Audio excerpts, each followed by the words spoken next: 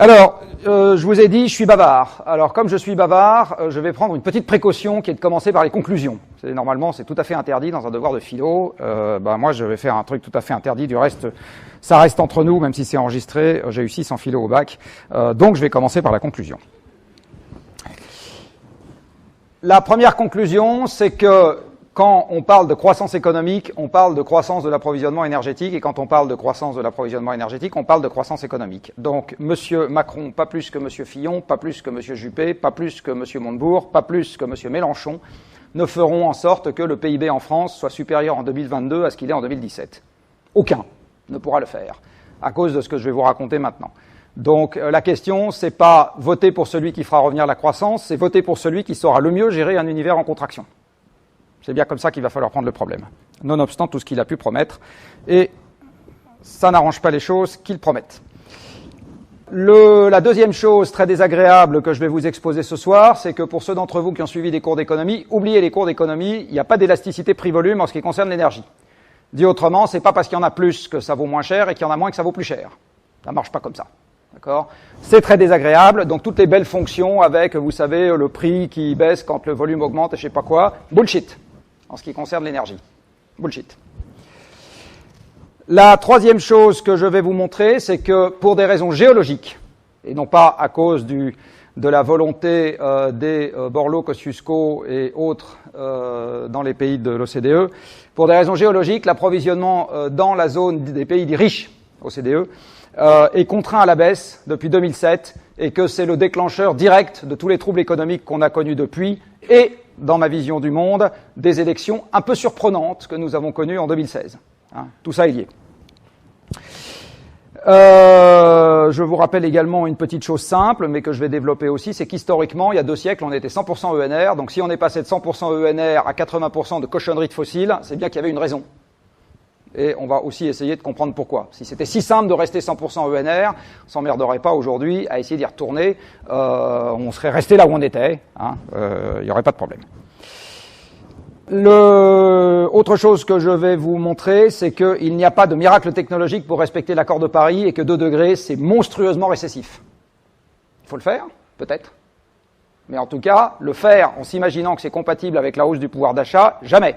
Je parie toutes mes économies contre celles de qui veut, pareil transmissible à mes enfants, que c'est rigoureusement impossible. Voilà, s'il y a 300 personnes prêtes à parier dans la salle, pas de problème, je prends les 300 paris.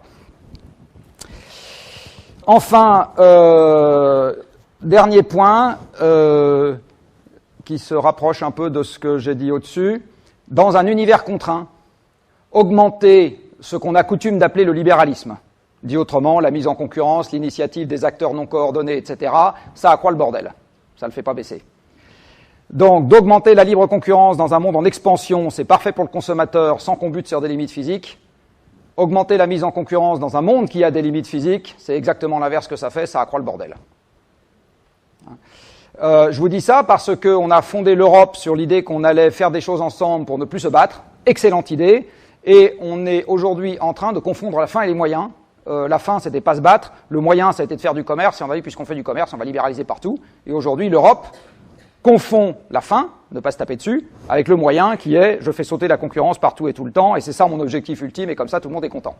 Non. Si aujourd'hui on veut la paix, il faut faire l'exact inverse. Dans ce genre d'affaires, mon programme économique idéal, que je vous exposerai tout à fait à la fin, donc c'est pas de la physique, je vous préviens, ça c'est tout à fait de l'idéologie. En gros, inclut le fait d'abord que si dès qu'on cherche à violer la loi de conservation de l'énergie ou la règle de 3, on se vautrera. Et aujourd'hui, tous les politiques que je connais en première approximation cherchent à faire ça. Tous. La deuxième chose qu'il faut avoir en tête, c'est qu'il n'est pas légitime de défendre une approche coût-bénéfice en matière d'environnement. Dit autrement, si je n'agis pas, je vais perdre 3 points de PIB, alors que si j'agis, j'en perds que 0. Foutaise aussi. Déjà, personne n'est capable de prévoir le PIB dans 10 ans, si ça se saurait. Donc les gens sont encore moins capables, et il y a de bonnes raisons à ça du reste, donc les gens sont encore moins capables de savoir quelle est la fraction du PIB qu'on peut perdre si l'environnement est détérioré. En fait, si vous poussez le raisonnement à la caricature, s'il n'y a plus d'environnement du tout, je supprime la planète Terre, il n'y a plus de PIB du tout.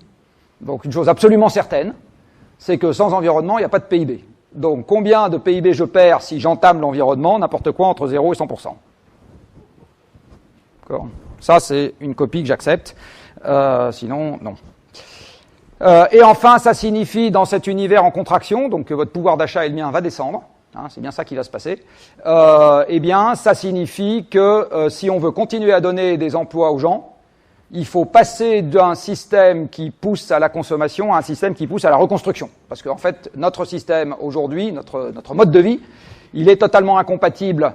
Enfin, on ne peut pas maintenir la paix sociale dans un contexte de décrue rapide des combustibles fossiles avec les infrastructures qui existent telles qu'elles sont aujourd'hui. Ça ne marche pas.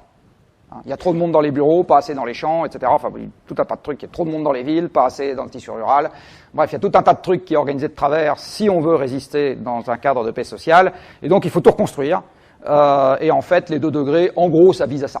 Hein, ça vise à tout reconstruire. Voilà, donc ça, c'est les conclusions. Maintenant, ceux qui ont soif peuvent partir. Et pour les autres, on va rentrer dans le vif du sujet.